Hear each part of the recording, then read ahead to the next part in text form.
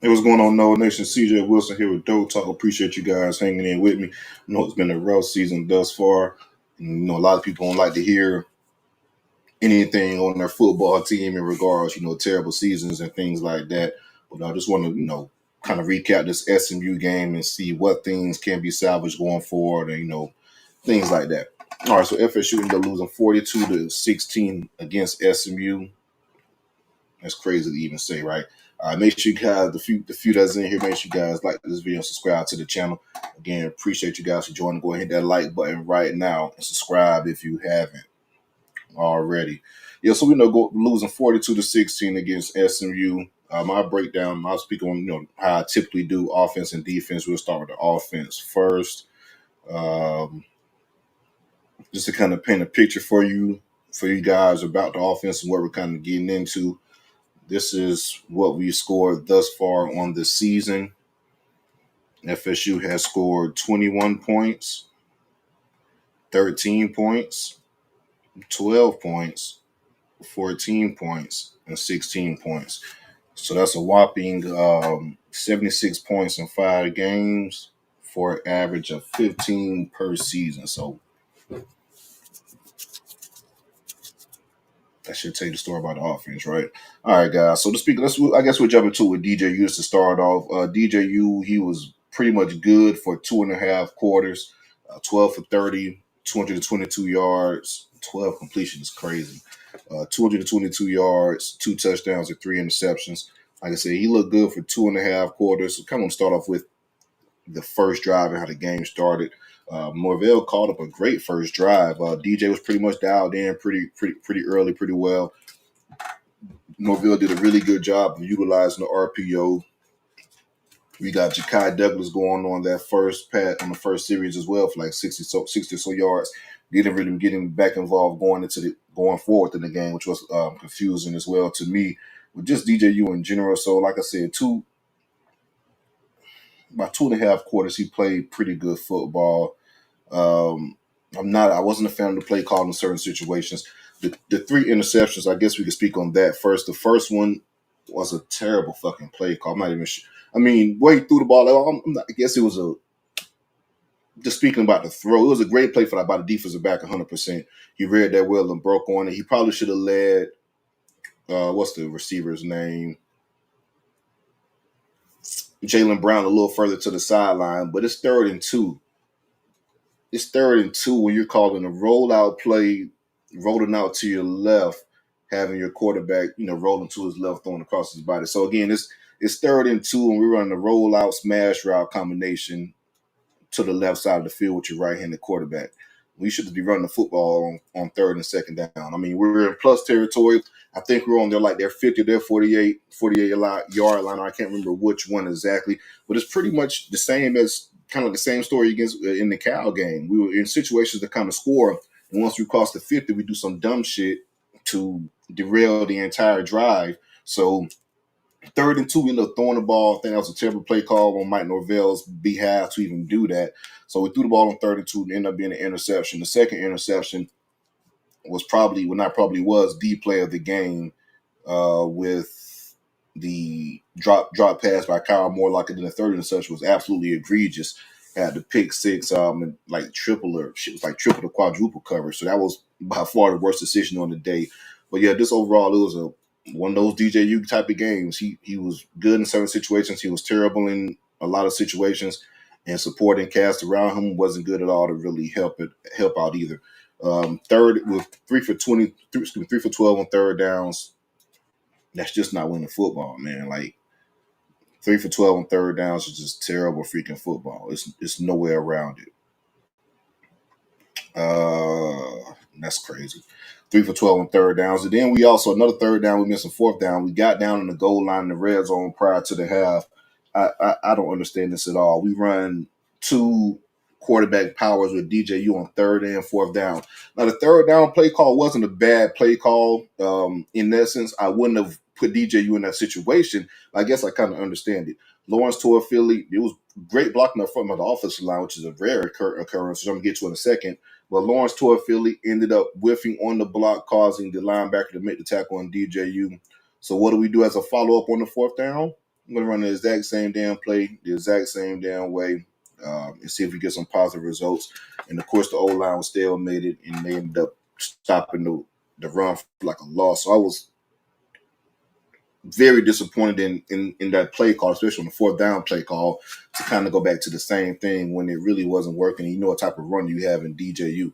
This was going to be going into the season. I thought this type of, and I told you guys preseason, I thought this type of usage of DJU would be key for us and something we won't have to worry about in like short down situations, just get behind a 250-pound quarterback and move the pile and go forward. But the offensive line isn't what we thought it would be. DJU is not a tough runner at all. It makes no sense to me to be 250 pounds, but don't run behind your pads or use your leg power or anything. It's just he stands straight up. He's a statue when running the ball, doesn't use his leverage to his advantage at all. So that was the strength I thought we'd have coming into the season. Of course, it hasn't been that thus far, so that was alarming. But to go back to that play on that fourth down was ridiculous in my opinion. Speaking of the offense line, I know, and going back to DJ, it's reports coming out that he hurt his hand in the game, and I'm gonna be honest with you, I didn't even really see the injury because after that pick six, I flipped that shit to the Georgia game and called, protected my football mental and saw some actual good football, and saw the end of that game. Came back and flipped back and forth and saw Brock was in, but he injured his hand. They said the hand injury could be more serious than thought of, so we could have seen the last of DJU at Florida State. We'll see once the Clemson game starts, and that's a whole another damn topic. I don't even want to fathom because I feel like Clemson is the best defense we're going to play by far, and we're going to welcome Brock Glenn as his first starters against the Clemson Tigers, which is an idea. But it's possible how it's looking that Brock Glenn will probably start in the and the last of DJU at Florida State. I told you guys maybe 3 games ago after the Memphis game, I think I would have went ahead and made that switch from DJU to Brock Glenn just because, and not just to knock on anything that we've seen from DJU, but for the most part, the season's been lost. We lost 2 conference games, 0-3, lost to the G5 opponent in Memphis. And your preseason goals as far as winning the ACC, college football playoffs, all those type of things pretty much were down the drain at that point. So build for the future and see what you have with Brock Glenn and Luke Promahawk at a certain point too. If Brock Glenn doesn't work out, I'm not a fan of. Well, I'm not a fan of playing a freshman, which I'm not. But I guess the situation does warrant itself as far as possibility playing Luke and still preserving his red shirt.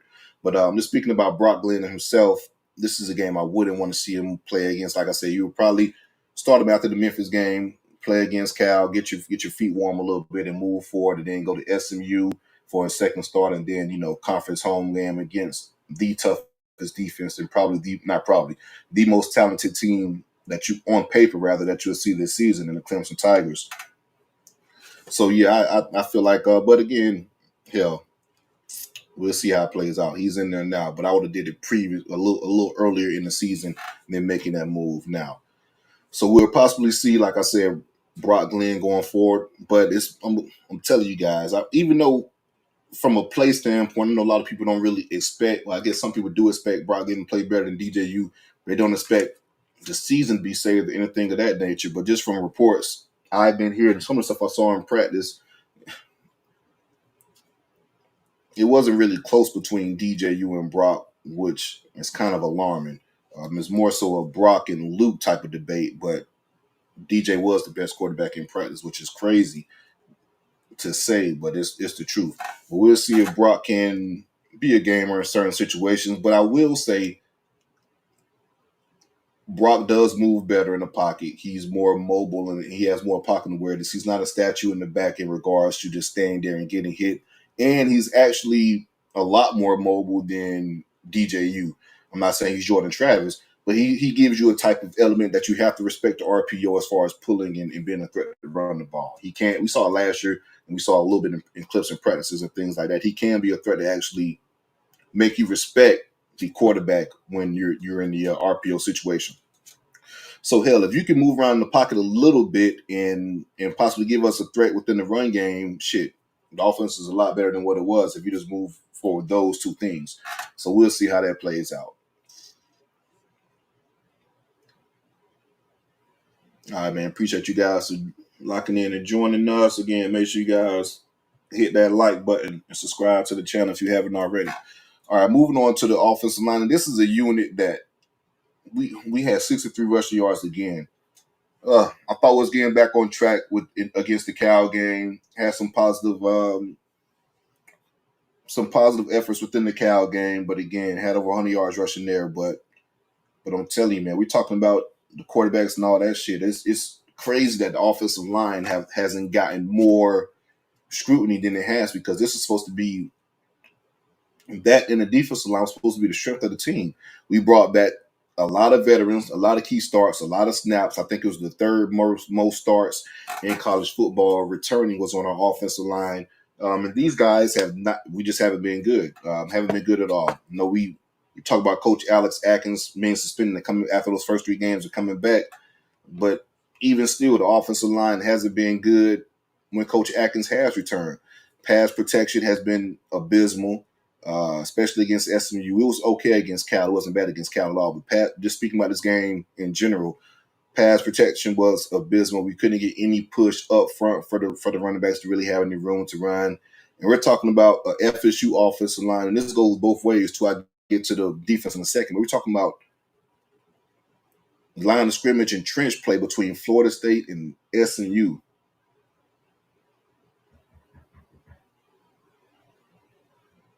Like, it's certain stuff like I shouldn't be debating at all when it comes to that. But again, here we are. Here we are. So just to kind of go back and touch about the offensive line, like I said, it's a lot of questions should be on the offensive line. We had 63 rushing yards. Pass pro wasn't great. I know people want to pile on the quarterback and that type of deal, and he hasn't been great at all. But the offensive line has been terrible. Play calling has been just as bad. Receiver, tight end drops have been egregious as well. 1 second, guys. Got someone at my door. 1 second. My apologies. Be right back.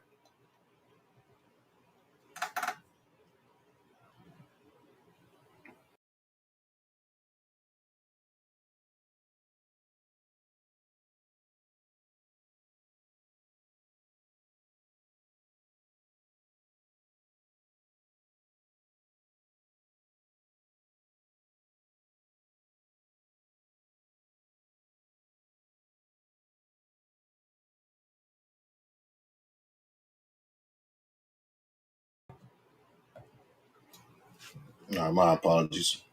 The UPS man delivering some more FSU gear. Should have returned that shit. But yeah, guys, just speaking about the offensive line wasn't good at all. It was really bad, and it's baffling because we're in year 5. And I wanted to shout out my guy Clay. I don't know the exact number, but he tweeted out something. I think Clay that works with 247. He tweeted out something last. I think it was Sunday, or I think it was Sunday right after the game, if I'm not mistaken, about the penalties thus far within the offensive line from last year. I don't know the exact number, but we're 5 games within the season, and this offensive line has more penalties than all of the 2023 season, which I don't understand, because, like I said, everyone from the offensive line are returning guys. Everyone played snaps last year, a lot of rep starters and things like that. This is a savvy veteran group, and to have the same amount of penalties within 5 games that we had within 14 last year is crazy, to say the least. So the offensive line has been terrible. Kyle Morlock, yeah, Kyle Morlock. That drop he had from DJU was probably the biggest play of the game. It's pretty much was an indictment on his entire season, and pretty much the spring practice as well. If you guys remember the spring videos, if you guys remember hanging out with DoakTalk, I had these same concerns with Cal. Has been inconsistent with catching the ball in spring practice and things like that. I don't know what happened in fall camp, but he looked good in fall camp. It took you would think some positive steps forward in fall camp. And then the season came, and it's like he can't catch a cold. And these drops are like they're like they're not even regular drops. It's like I don't know how you can explain. It's like drops. Some drops just look like you have no coordination, really haven't played football at all, or haven't caught a ball at all, and his drops are along those type of lines. It's really crazy. So he had the play of the game, in my opinion, that switched, that changed the momentum completely once he had that pick to open up the half. Well, excuse me, that drop to open up the half. Ended up being a tip ball by DJU. And I think it was the second play on the opening drive in the first half, if I'm not mistaken. In the first play, Lawrence tore Philly, had a damn good run on first down. You have a second and short situation. Mike calls a good play up for Kyle Morlock. He catch that ball. He pretty much running for another probably 10 to 15 yards, possibly. But again, you end up having that pick. The defender ended up returning pretty much to inside the red zone. And, of course, the defense wasn't going to stop them at all. So yeah, Kyle Morlock, in my opinion, I think you've seen what you've seen from him. You might as well give these young guys a chance. And that's pretty much what we did after the Kyle Morlock drop. You saw Landon Thomas, you saw Amari Williams, even though Amari Williams dropped the third down pass from DJU that would have been converted. But hell, I'm fucking perfectly fine with that because this kid is 17 years old, supposed to be in high school right now. If I'm gonna have somebody dropping down passes, it's going to be a 17-year-old versus a 23-year-old senior that's just got married and all that type of deal. So give me the true freshman in Landon Thomas and Amari Williams. And we saw Landon Thomas. He had his first career touchdown against SMU as well. I think he had a drop too by a pass by Brock Glenn. But again, I'm going to take those lumps with Landon Thomas and Amari Williams. He had the drop, but again, he had a touchdown as well. His first touchdown in his young career. Just to kind of give you some perspective, Kyle Morlock has not caught a touchdown at FSU as of yet. So, we're going to have to roll the young guys at the tight end position, which I'm perfectly fine at. There's going to be some growing pains, especially probably in blocking up front. But again, you have two highly touted guys, and Landon Thomas and Amari Williams, who are blue chippers. Landon Thomas was damn near the number one tight end pretty much his entire recruiting process. And, of course, Amari Williams was a 5-star that reclassified to the 2024 recruiting class, ended up being a high 4-star through that reclassification. Highly athletic guys that bring a lot to the table from a pass catching standpoint and just doing things after the catch as well. So I'm taking my lumps with those freshmen moving forward. But yeah, as a whole, this offensive line is ridiculous. And I see a comment. Appreciate the comment. And if you guys, I skim through the comments. I don't really highlight anything on the show to that degree unless it's a super chat. So if you guys want your comments highlighted, go ahead and super chat it and get it off in that regards. But there's one I want to highlight in Go Nose 45. Say just watch Ryan Williams destroy Georgia. More Weezy and BJ need to play ASAP. I get that, but I promise you we don't have a Ryan Williams at all walking within within our facility at DoakTalk State or within FSU. Is nowhere near that caliber of player for FSU at all. I think if we did have that type of player, now I will say, and it goes to a KJ Bolden thing. So I put out a tweet earlier saying that KJ Bolden, without a doubt, will start for FSU. I'm gonna get to the defense in a second. The reason why I said that is because I'm disappointed in some of the safeties that have played, but I do think coaching factors in that as well. I don't believe KJ will look as good as he does at Georgia because I feel like they're better coached. I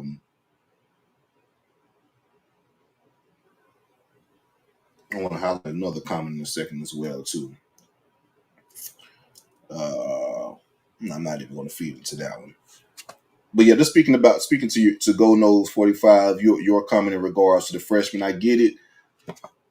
If those guys are truly real, I think they will. Like we see with Cam Davis. Cam plays a lot of snaps for FSU and is involved in certain situations. Maybe those guys just aren't ready. I would like to see more in Weezy over a Williamson and a Deuce Spine. Those two guys, I feel like we're wasting reps at FSU at a receiver position for sure.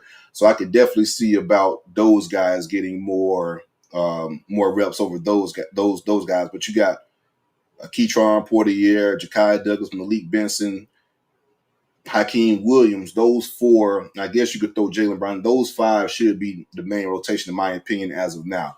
I just don't think we have a Ryan Williams or a Jeremiah Smith on a roster. I promise you. That's the reason why FSU is kind of going after Jeremiah so hard.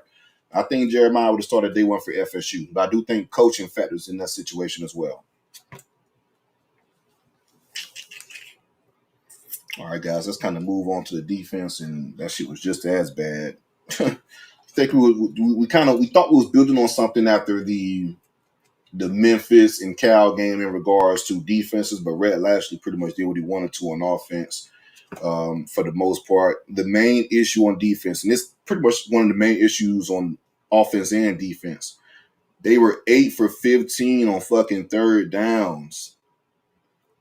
They were over 50% on third down. Like, it's crazy. And if defenses were judged on first and second downs, FSU would be a top 10 to 15 damn defense, top 20 for sure. They do a great job on first and second downs to get us in a third long yardage situations. When I say long yardage situation, I mean third and 6 and plus. But it's crazy because every time we get in a third down or a third and 6 situation, I feel less comfortable about it. Like, it's why I feel less. The more yards they have on third down, the less comfortable I feel about FSU getting off the damn field. And it's just not an indictment on last night. FSU is one of the worst third down defenses in the country, the bottom half of the country. I think we're ranked 100 or something when it comes to third down conversions on defense. Well, that's just not winning football. You can't win football like that. That's why you have time of possession. Every game we pretty much get dominated in time of possession because we can't get off the field. Third downs is your money downs, and you can't get off the field, man. You're pretty much no good, to be honest with you. 8 for 15 on third downs is just ridiculous. We gave up another 400-yard game, 458 yards on defense, 204 rushing yards. Fucking egregious. So we gave up 204 rushing yards. Going back to the early season, the Georgia Tech and Boston College game, that's pretty much what we saw as far as an effort standpoint from this defense. It was ridiculous. You got Brashard Smith, the kid that transferred from Miami. He had 17 rushing yards for 129 yards. I mean, damn, man. The defensive line didn't really push anybody. Josh Foreman had an okay game, but overall the defensive line was underperforming. Linebackers didn't know what the hell was going on. And shout out to Rhett Lashley, man. Damn good offensive coordinator. Was a good OC for Miami. Pretty much he didn't do anything too crazy. Did the same shit we seen all the other offensive coordinators do for the majority of the games. That's just picking our deficiencies, knock out our defenses. So they attack the linebackers, attack the safeties in certain situations. You have a motion here, a fake quarterback run, anything to kind of make those guys think a little bit and make our linebackers nickel those guys pause for a second, and they're off to the flats with the running back or the tight end or something like that. So just any type of motion, crossers, play action with the quarterback, things of that nature, it puts our linebackers in a bind because they start thinking they can't really move. So it's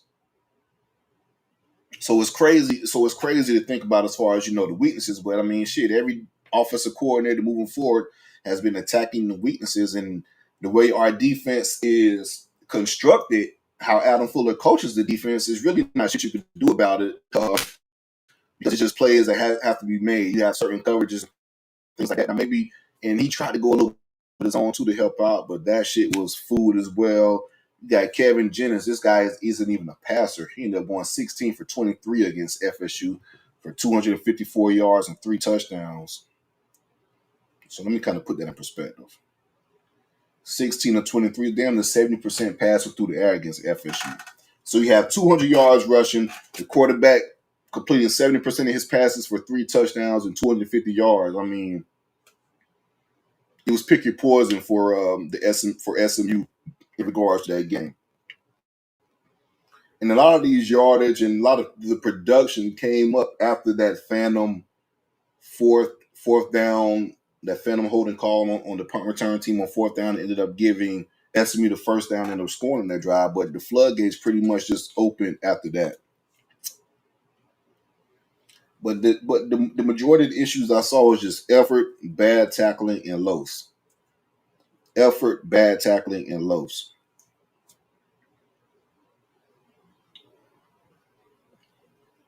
Effort, bad tackling, and loafs. We're in week 5. And we talk about this shit being an issue and no change. There's no accountability. There's no accountability. I'm gonna get to that in a second. Just speaking about accountability, uh, it's just no accountability, man. It was bad to see. It was bad to see. Those guys pretty much just gave up after that.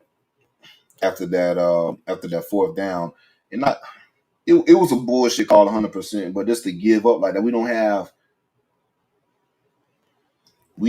a leader. I've been saying this too. We don't have any leader on offense or defense. We don't have a guy that's going to step up and say, "All right, fuck it.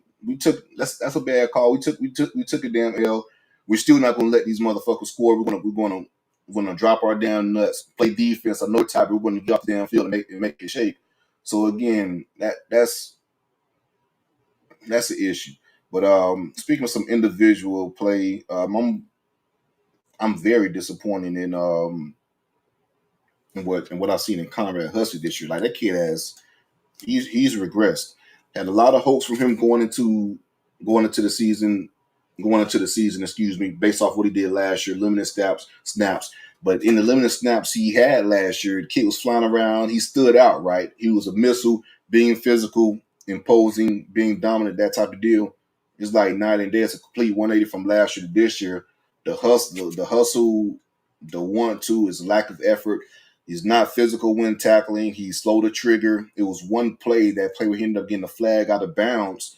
The running back, if he triggers and flows down to that running back, he's stopping at the line of scrimmage or a 1 yard gain. But he's pretty much just shuffling to the side, slow playing the entire play, letting the play come to him instead of meaning to play. That's why the running back took him for a ride when he tried to make the tackle, and he pushed the kid 6 yards out of bounds for 15-yard, well, half the distance to the goal type of penalty. So KJ Kirkland has looked a lot better than Conrad Hussey this year to me, 100%. And KJ hasn't played perfect. KJ has made mistakes, which I'm okay with. But through KJ mistakes, he plays hard. He gives effort. He tries to tackle. Like I can live with that.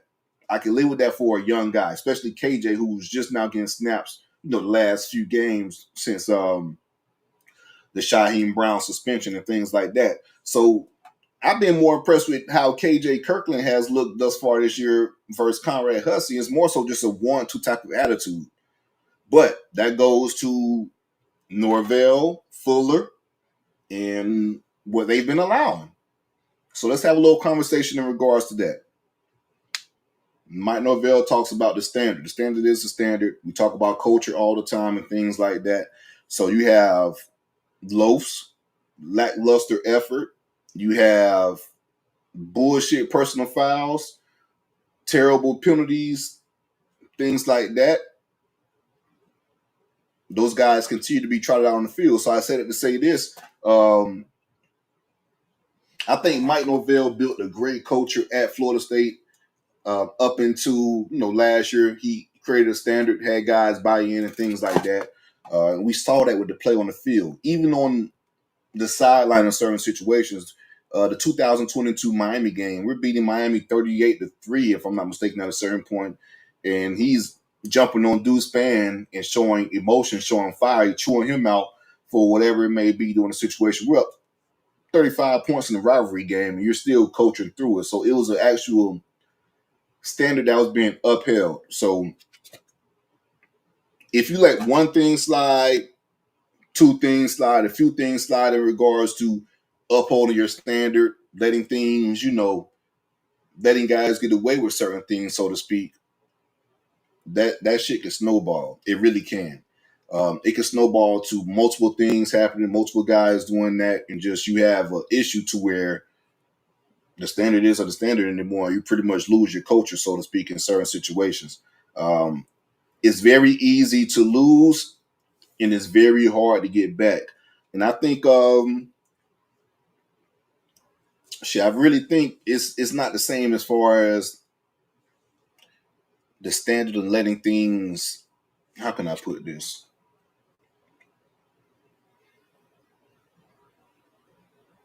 you can get complacent in certain situations and let shit slide. And I really feel like Norvell and his staff have gotten complacent in certain situations and not holding these guys accountable for certain things.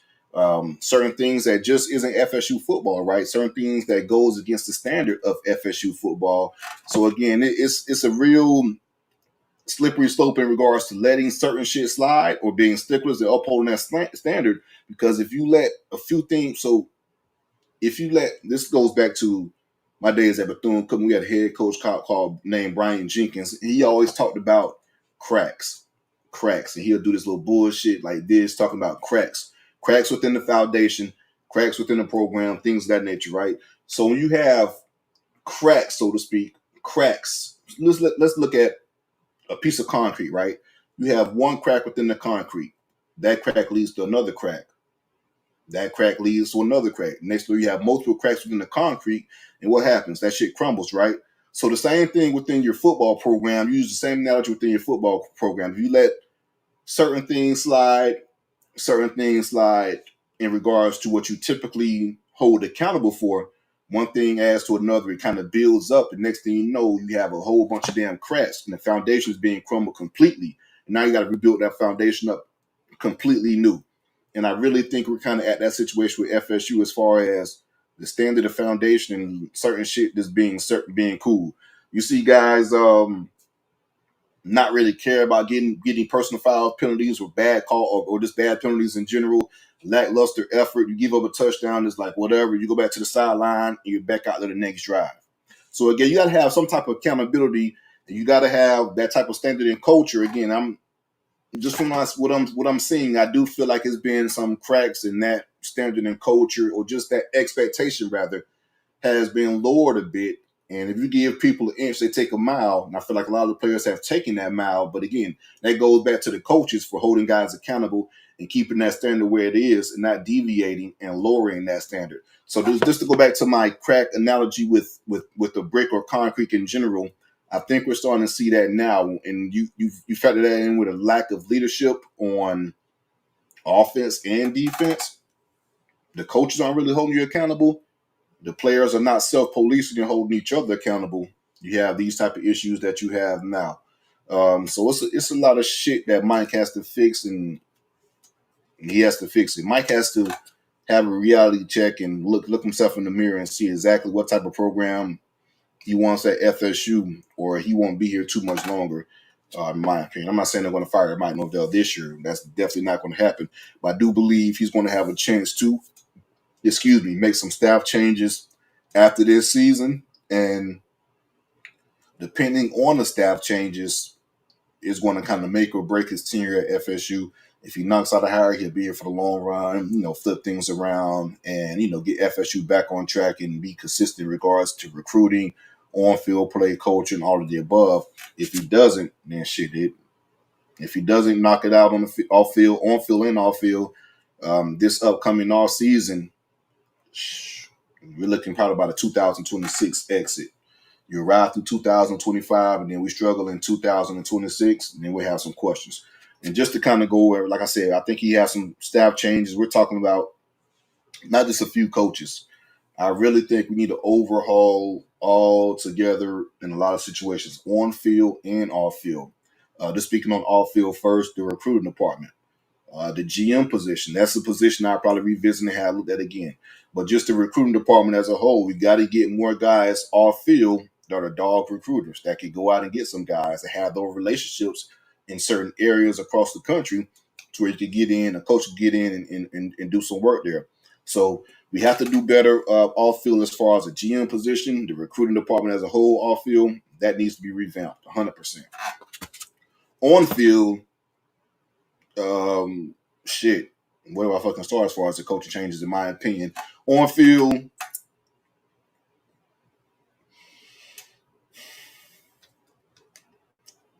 let's start with defense first. The obvious candidates is the defensive line and linebacker. I feel like we need fresh young bodies within that room. Some guys that can relate, guys that are dogs on the trail that can go get it. So simple as that. You guys seen Georgia play this weekend. You seen Alabama play. Hell, Clemson. over the years, things like that.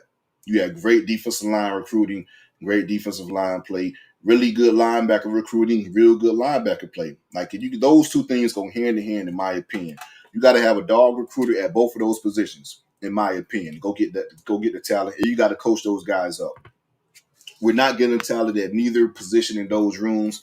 That needs to be addressed. We got to get, like I said, younger, more innovative guys on the offensive, on the defensive line, and linebacker position. Odell has been around a long time. As you guys know, he's been on staff coaching defensive line since the Bobby Bowden days. Things have changed. Randy Shannon has been a coach for a long damn time, from Florida State, Florida, Miami, UCF, Arkansas, you name it. Hell, going back to the 90s and things like that, he was with Miami as well. So you got to get younger guys. From a coordinator position on defense, I wouldn't be opposed in changing the coordinator at all. I think we kind of seen what we've seen from Fuller. Third down defense is just so egregious from me. But I do think, and we've seen when Fuller's defense, when things work, it actually does work. But you got to have guys on the same page. You got to have aggressiveness on the edge, aggressiveness within your defensive line. You got to have good defensive line, pretty much. If you got good defensive line, Fuller could kind of cook. But he's not a defensive coordinator that could kind of scheme shit in regards to deficiencies, right?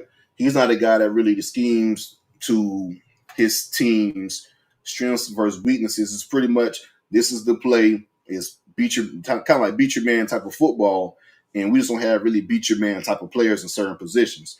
So that's the issue with Fuller. So if he has horses, the fucking engine runs perfectly. But if he doesn't have horses, and you're walking, you're not really.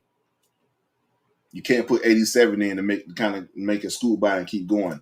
He needs 93 type of players. You can't do anything with 87 type of players within his defense, if that makes sense. So I wouldn't be opposed to a coordinator change at all. I'll probably keep Pap will probably end up staying. I will probably keep him because the defensive end. I do think the recruiting from the edge position has to be a lot better. But he's a pretty good special teams coach. Gets production from his defensive ends. He could possibly stay, but at the same time, if he leave, that wouldn't be nothing that I would lose any sleep over if Coach Pap left. Going over to the offensive side, I just told you guys we're averaging 15 fucking points on offense, right? So we need a play caller. Mike Norvell needs to get the play caller. He needs to get the play caller 100%. Got to get the offensive coordinator to call plays, hand the reins over. And I said this a while ago. I do think Mike Norvell's biggest mistake thus far in his tenure, from a coaching standpoint, as far as a coaching standpoint, as far as decisions he made within his staff, is not give Kenny Dillingham full reins to the offense and let him call plays. That, in my opinion, is the biggest mistake Mike Norvell has made thus far. If you give Dillingham full control of the offense, let him call plays, from a recruiting standpoint, Dillingham was a hell of a recruiter. I know we weren't really seeing the returns as far as his recruitment at that point in time because, we were struggling. We won 3 games the first year, 5 games the second year, but we were in recruiting battles that we shouldn't have been in at all due to Kenny Dillingham's recruiting prowess and his relationships. Kevin Coleman is an example, the 5-star receiver out of St. Louis that ended up signing with Prime in Jackson State for that year, and just a few others, just a few others that kind of stick out in my mind. But Dillingham is a hell of a recruiter. He's a good play caller. And I know people are going to question, him being the head coach at Arizona State and him possibly leaving FSU, doing the same fashion that he left Oregon in, like a year or so during his tenure at Oregon, ended up being the head coach at Arizona State.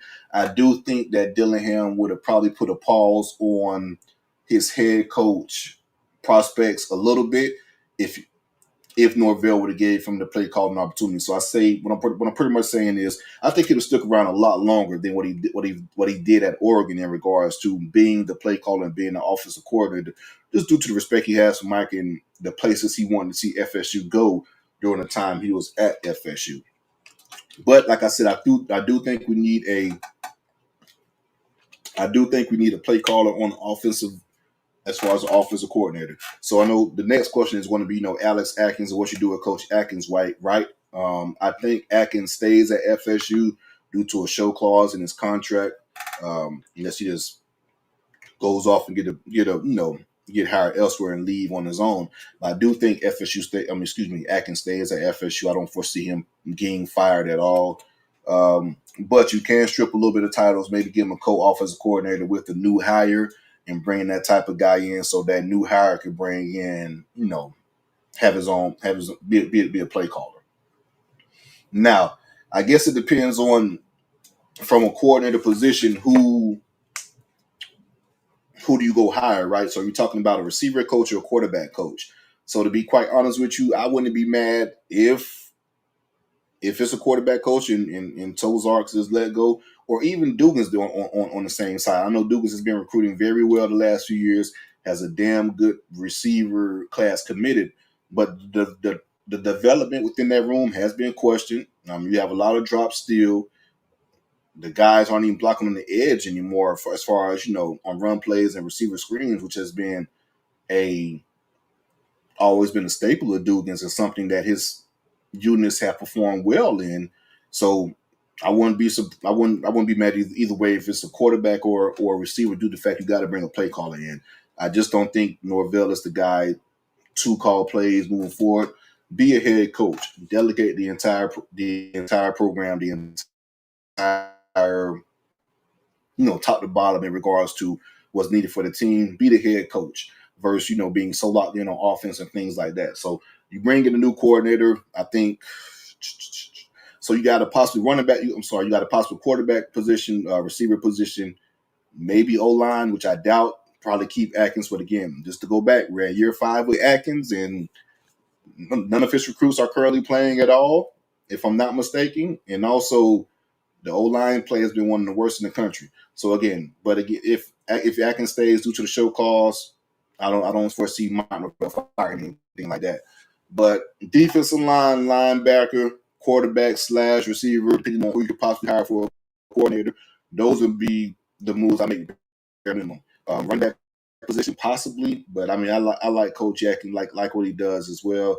But for sure for sure D line, linebacker, possibly DC, possibly the quarterback or the receiver coach, depending on who you could probably hire as a coordinator to call plays. So that's where I'm at as far as that. But again, we're going to jump into hear what you guys got to say. So a few calls before we wrap it up and get up out of here. Let's open up the call line. If you guys want to join the show, hit the link.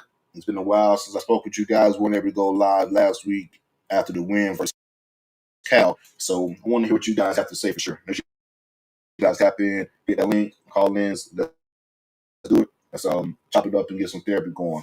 But before we get started, so we have a number of people in here that's hanging out. Make sure you guys like this video, please. Subscribe to the channel if you haven't already. Let's go ahead and take DoakTalk to a new heights, and let like-minded Nole fans who wants to hear similar content that you guys are hearing, or hell, even the hate watching shit. Make sure you guys subscribe as well. Share it to your people. Maybe they want to join in on the hate as well. But again, like this video, subscribe to the channel. Appreciate you guys tuning in.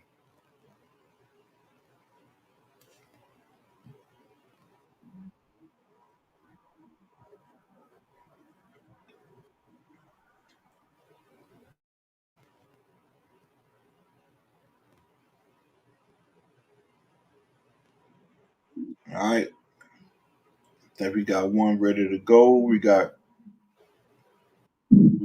Coy on the line. Cole, you there? What's good, bro? Talk to me.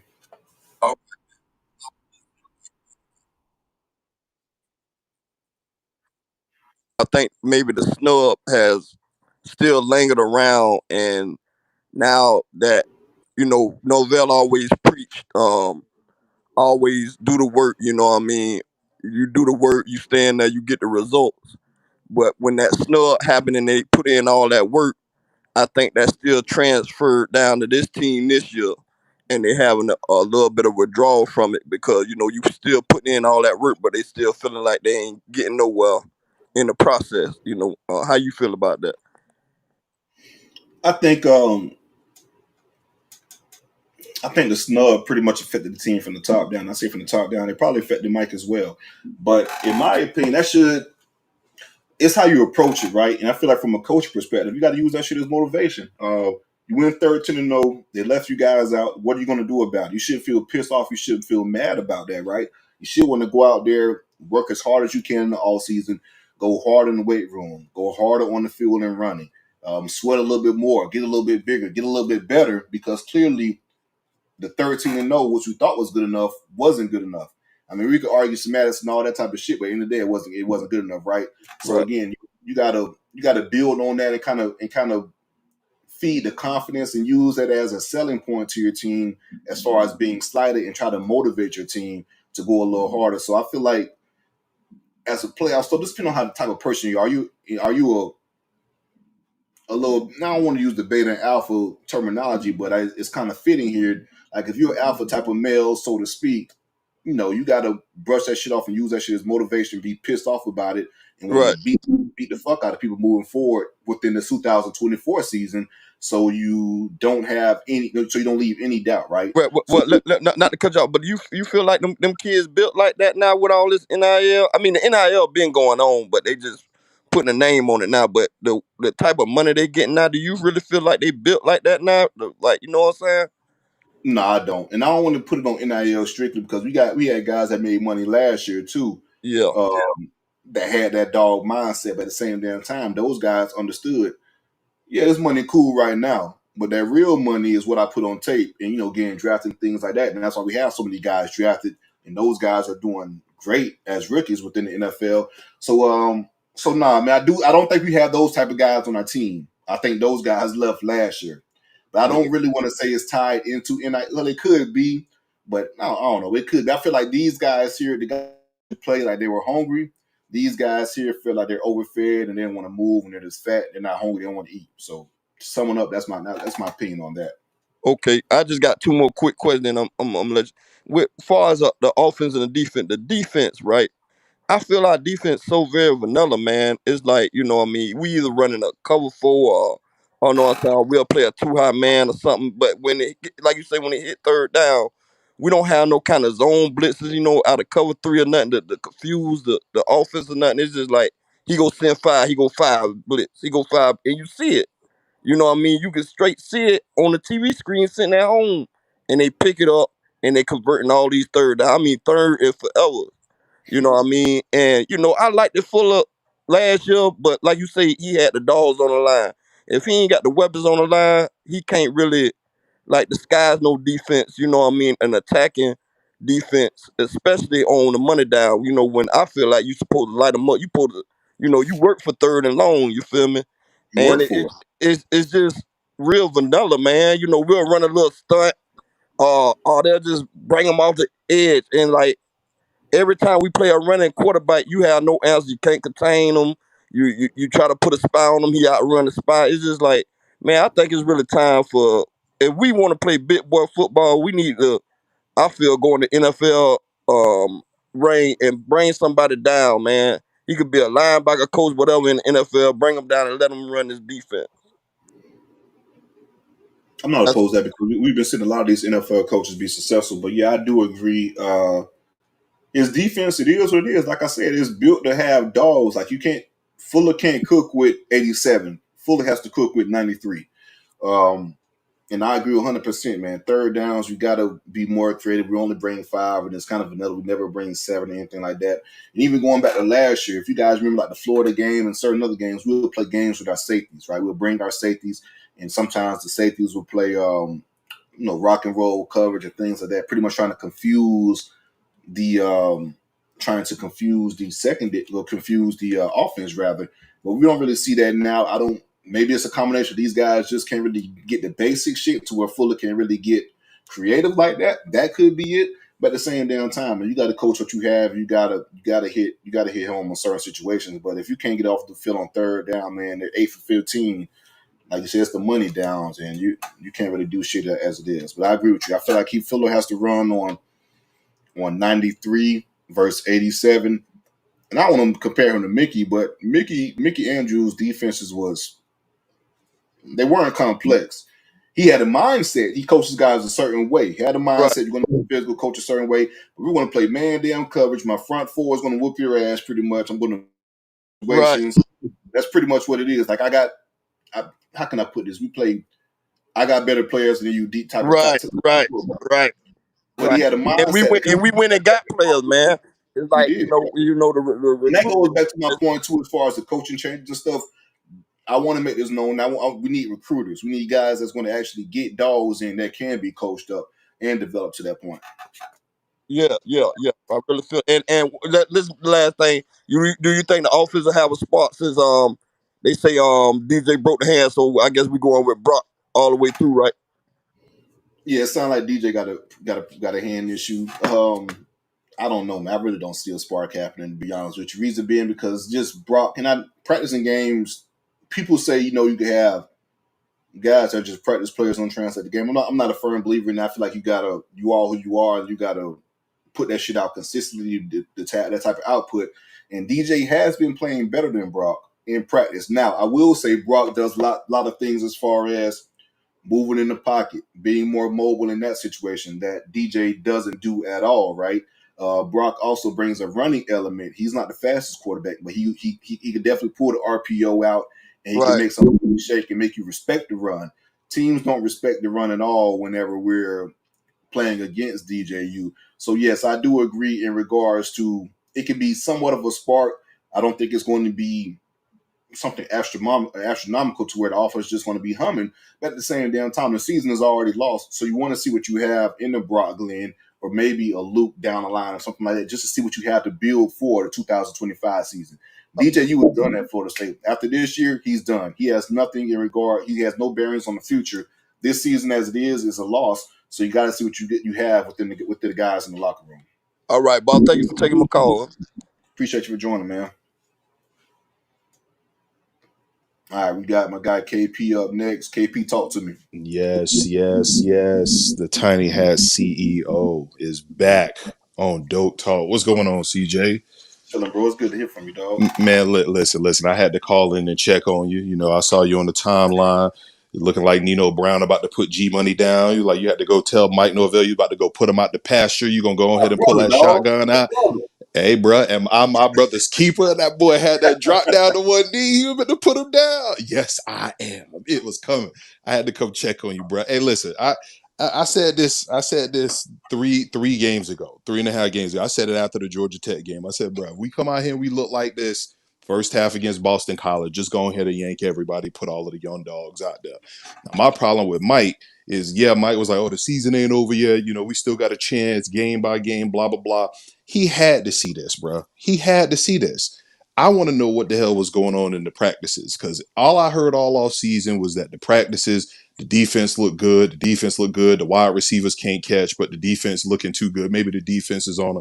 I don't think that's what it was. I think the defense was looking good because the offense was so below mid that them boys ain't have no choice but to look good out there. We Yeah, don't have no dog. we thought we had the 84 Bears out there based off the offense being so bad. 84 Bears. That 84 bad news Bears is what we had. Hell, we had the little Giants out there going up against them sorry ass Cowboy. That's what we had. We ain't got no icebox out there. We ain't got no hot hands out there. Man, they need to go ahead and put some stickum on some of these boys' hands, looking like Lester Hayes out here.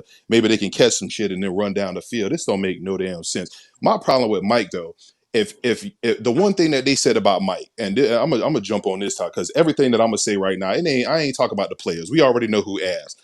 If I see 84 on my field again, that's automatic. I'm gonna come up with the 37, 54, 65 million out my own pocket. Hell, I'm gonna just go rob my grandkids right now so I can get him up out the paint. Because if I see 84 touch the field again, even if he owns special teams, I bet not see 84 running down the field to go try to tackle somebody on a kickoff.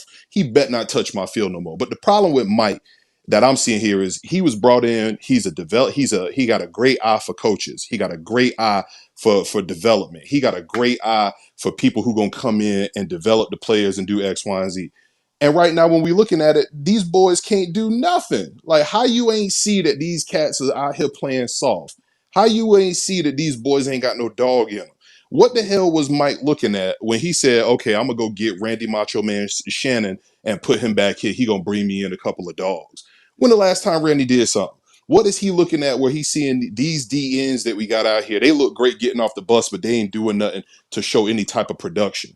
Like, what are we seeing here? Where are the backups? Where the young guys at? That's our problem. They ain't hitting the trail. We was out here lying for the last 3 years, saying that these boys was going out here getting us heavy hitting dogs out here. We out here looking, oh, Mike gonna go to the portal and he gonna do this and that and blah blah blah. But now look at it. Look where it done got us. We out here getting our ass whooped like a kid in Walmart touching stuff his mama told him he couldn't pay for. This don't make no damn sense, bro. This don't make no damn sense. This is making my life hard. And the wild part about all of this is, even if you wanted to say, okay, we're going to go to the youth movement, hell, why would you go to the youth movement against this team? This team that has already got us circled. They had us circled on their schedule since we whooped their ass out there last year. Right. Correct. They had us circled on their schedule since we whooped their ass at their house last year. So you knew it was going to be a problem already. And then you brought in their old quarterback saying, that boy Dabo don't know what he doing. He ruined the quarterback. We finna come in here. We finna do work with your old guy. And then he come out here and look like this. Man, them boys was like, oh, y'all went and got this mud? Oh, yeah, we definitely running down on that shit out there. That's why I said I wanted to see the new guys after the halfway through the Boston College game. Give me Brock. That's 3 games. That's 3.5 games that young man would have had against quote unquote lesser opponents.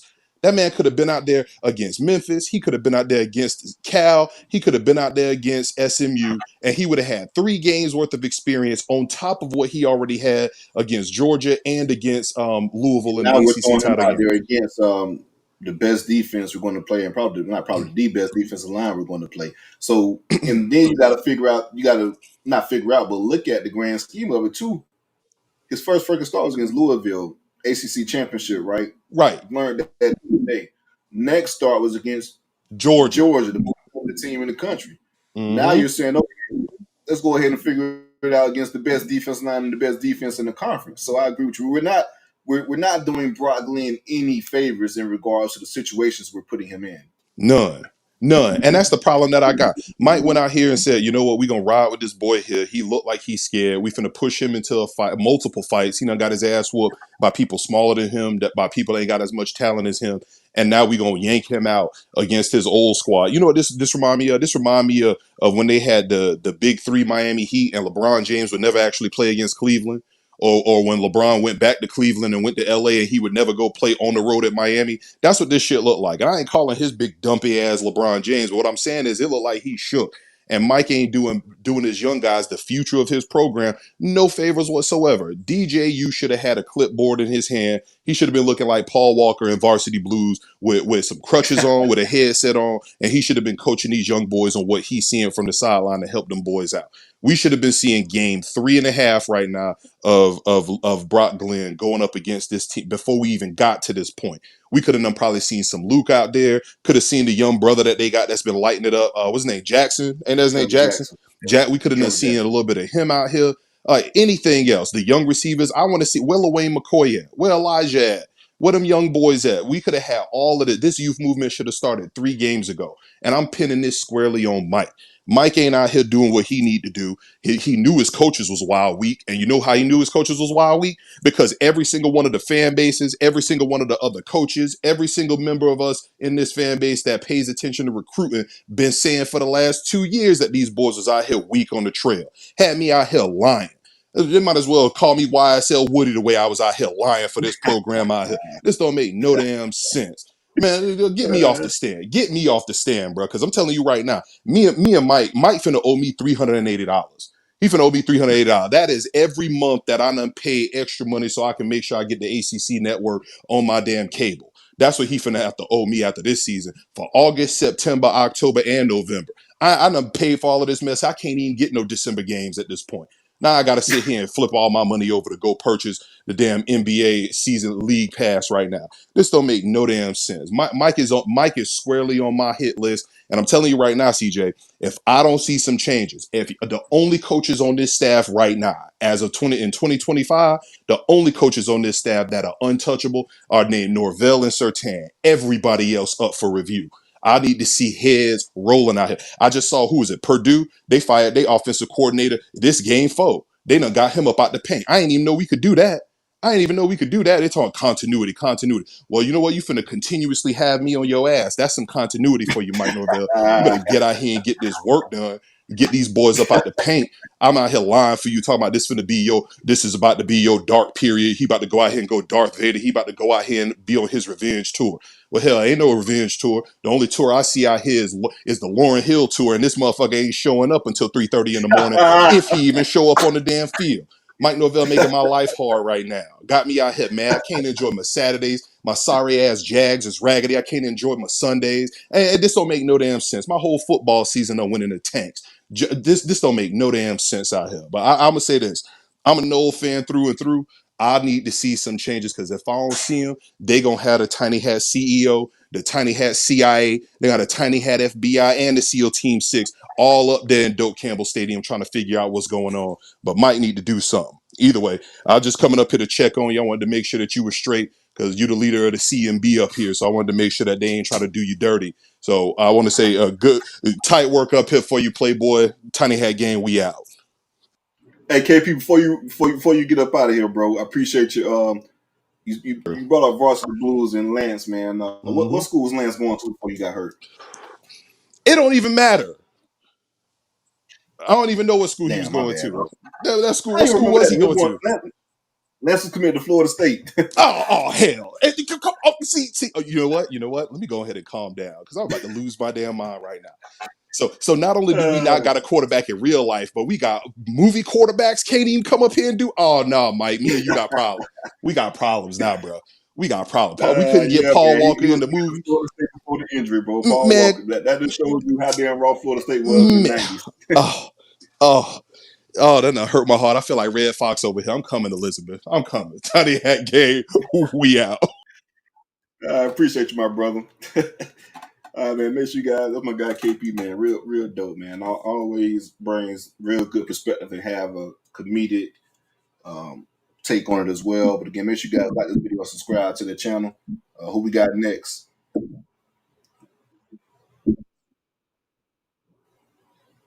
All right, listen, man, about to cut off. I know exactly who it is. She about to get cut off. On mute. Say what you got to say. Oh, so that's how you feel? Yeah, I you mean, you be cutting at me a little too hard our now. football team is about as good as your Wi-Fi connection. God damn, man. My Wi-Fi been good this show now. It been No, pretty it, easy this it, one. it messed up a little bit. And KP, come on, man, how you cook as much as you cook and didn't know Lance Harbor was headed to Florida State before he blew his knee out? I'm I disappointed in mean, KP for not knowing that. you wait till we get back on the spaces. But man, listen, you tell your homeboy Mike, I'm tired of him recruiting choir boys, club members, chess club members.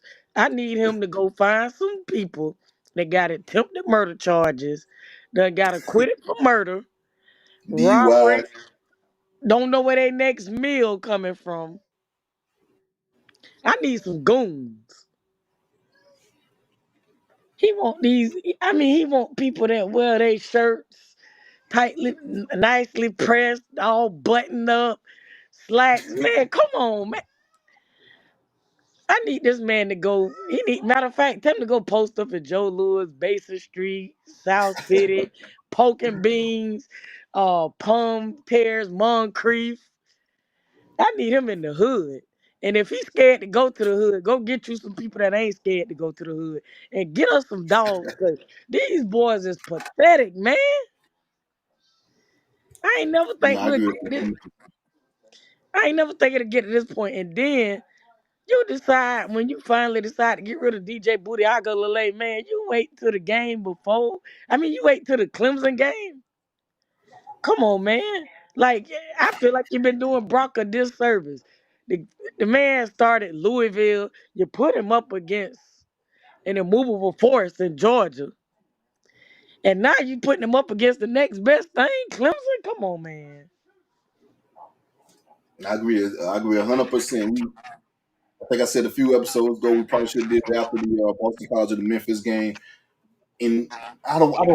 They say that I guess the injury is the reason, but again, I think it should have been done to kind of avoid the situation. But you're right. You have the 3 games broadcast started. The ACC championship game against Louisville, which is kind of the day of. Georgia, the best team in the damn country, and then Clemson, the best defense you're going to play all year.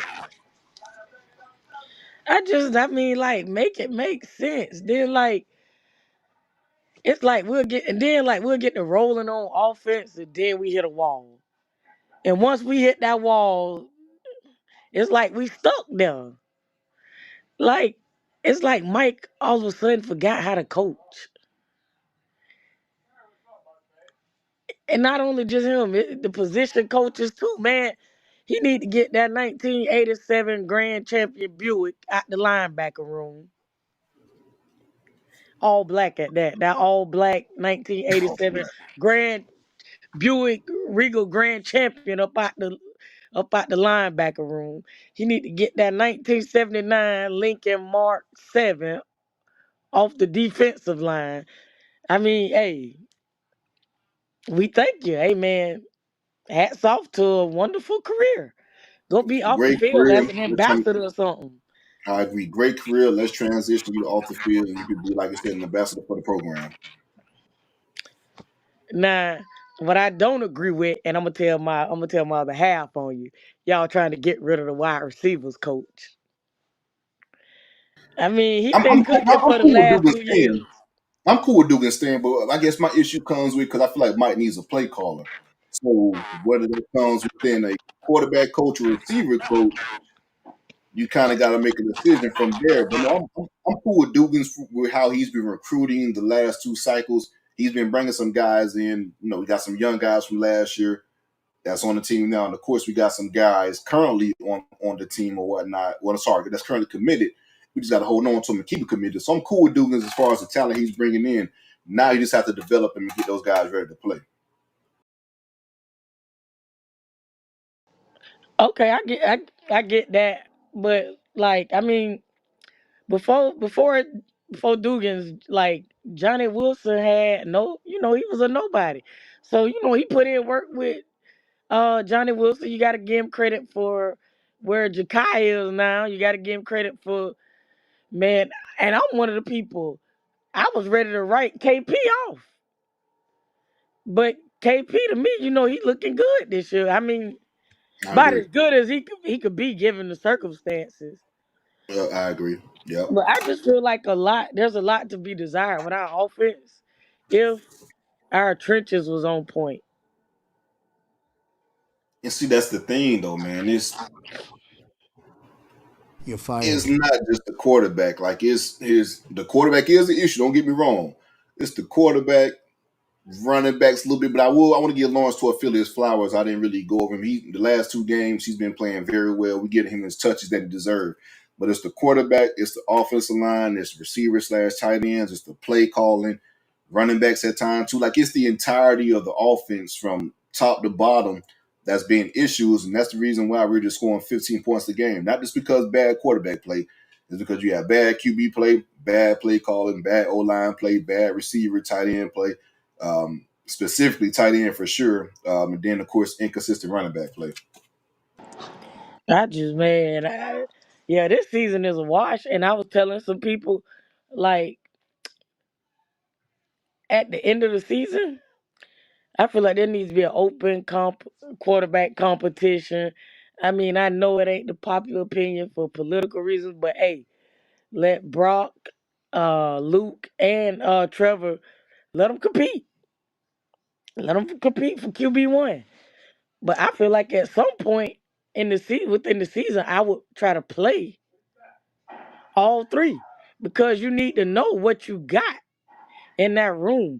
And if all three ain't it, and you got to go back to the portal, that's a real indictment on Mike Norvell's ability to develop quarterbacks.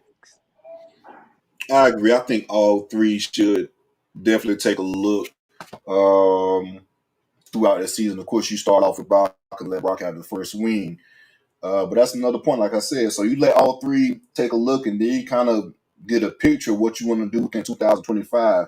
Me personally, I will stick with what I got in develop one of these young guys. Hell, if Brock don't turn out, I'll just take my damn look, my lumps with a redshirt freshman and Luke or Trevor, whoever it may be, and kind of build on that for 2025 and look forward to 2026. But again, I guess depending on what they play, how they play, then you make a decision if you stick with what you got within the room, or if you, like you said, go to the transfer portal and get another guy. But at the same damn time, then people be able to question, your quarterback development and things like that. So you still have to deal with that. But frankly, I wouldn't give a fuck. You would have to just take that L as far as that notion, because if these young guys aren't it, then go ahead and bring me a Cam Ward, so to speak, or a DJU, not talent wise. Well, I guess you want a Cam Ward talent wise, but when I say DJU or Cam Ward, I mean the guy, a 1 year rental for one more year, and try to build up, those guys for maybe year two year three rather, redshirt sophomore year for Luke Cromwell. That wouldn't be ideal for me. That's why I hope one of these guys kind of do step up and take the reins. We have something to look forward to for the 25 season. Because if you don't, and you go back into the portal, you'll still have that narrative. But at this time, forget the damn narrative. I need some damn production. Agreed. And you guys already talked about Kyle Moore drops. Like Kyle Moore drop need to, man, him and DJ can go to the Institute of Public Safety together, go to Police Academy together, Circle K, McDonald's, Swift, uh, Warner, whatever truck driving school, wherever y'all want to go, just off my team. You're fired. Yeah, you're fired. And I ain't Yeah, I gonna agree hold you 100%. up because you had some pretty That long last speeches. drop was good. And Nah, you what you say good, now? man. You good. And Yeah. I agree with you. That last drop was the final straw for me. And then we saw, pretty much that next drive, we saw Amari Williams and Landon Thomas pretty much moving forward from there. And Landon Thomas catching a touchdown, and that's something that Morlock hasn't done yet at FSU. So yeah, moving forward, the tight end room should be those young guys. I'm finna get off here because you had some long speakers and I got to go look at my favorite receiver, Amon Ross St. Brown. But before I go, I gotta say, freedom youngins, freedom youngins. Let's go to the youth movement. Freedom youngins. This season is a wash. Free the youngest, We man. I need to go. appreciate We you. need I'm to go definitely drop some listening up bags. on you. I'm out. Yeah. Appreciate you for joining as always. All right, guys. People that's hanging out, we're going to go wrap it up pretty soon. We're going to go ahead and get in before we wrap it up and get your takes off. Excuse me. Go ahead. The floor is open. The floor is open. We're going to go ahead and wrap it up. But while we still have you guys, again, make sure you guys like this video and hit that subscribe button as well. And also just some house cleaning, some housekeeping stuff. I know we got a lot of Miami fans and that's listening as well too. We're going to be going live again on Thursday. We'll drop the time to you guys with my boy Larry on, just to kind of recap that Virginia Tech game, get his takes on that, and also moving forward to this road game against Cal. Miami is 5-0, 1-0 in the ACC, and a crazy inning against Virginia Tech. So we want to get my guy on Thursday just to kind of give some Miami perspective, leading or recapping the Virginia Tech game and going into the road game against the woke Cal Bears. Shout out to the Cal. Shout out to the the Cal Twitter contingency, man. They've been going really hard, and trolling FSU and I guess trolling Miami now with that little woke narrative. I think that shit is real funny. So shout out to the Cal Golden Bears for being good sports online. But yeah, go ahead and like this video, subscribe to the channel. If you guys want to jump in and get your takes off real quick before we wrap it up, I think we got one in Seminole Jared. Seminole Jared, talk to me. What's good?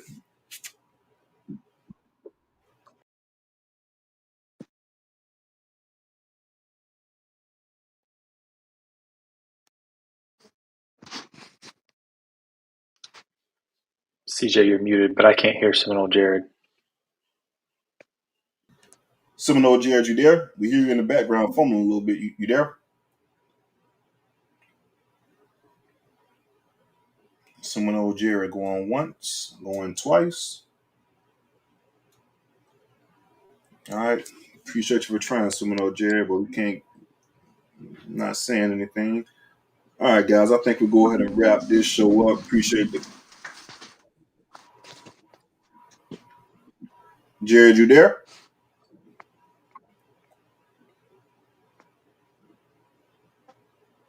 Yeah, we'll go ahead and get him out of here.